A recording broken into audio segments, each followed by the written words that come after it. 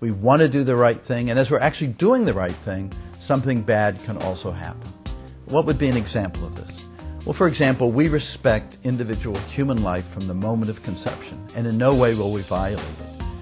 But imagine that a pregnant woman has come to her physician, and he's discovered that she has uterine cancer, cancer of the uterus, of the womb.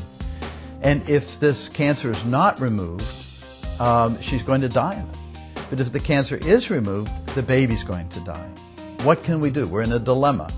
And the church can help provide guidance in difficult situations like this through something called the moral principle of double effect.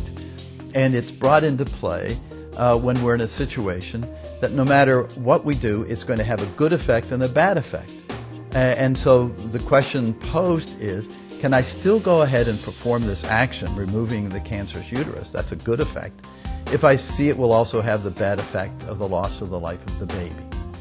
And the answer to that question is yes, if 4 conditions are met. Okay? First of all, the act itself has to be good. Secondly, the only thing we can intend is the good effect, not the bad one.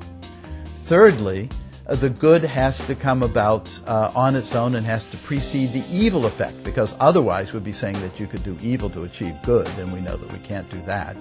And finally, there has to be a proportionately grave reason for doing it. Now, how would we apply this situation to this principle to the very tragic situation of a pregnant woman with uterine cancer?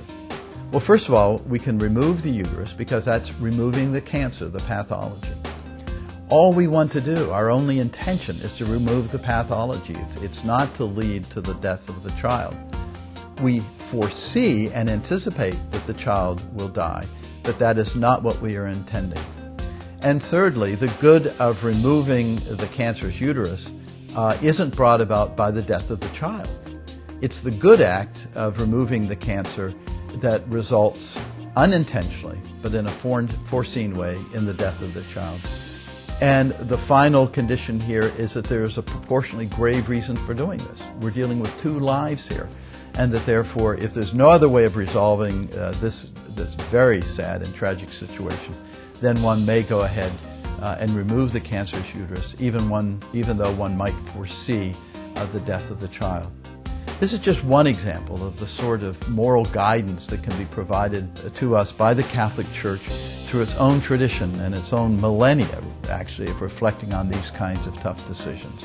And I hope that an articulation of this principle of double effect might help you in some of the decisions you might have to make in the provision of health care for yourselves or for a loved one.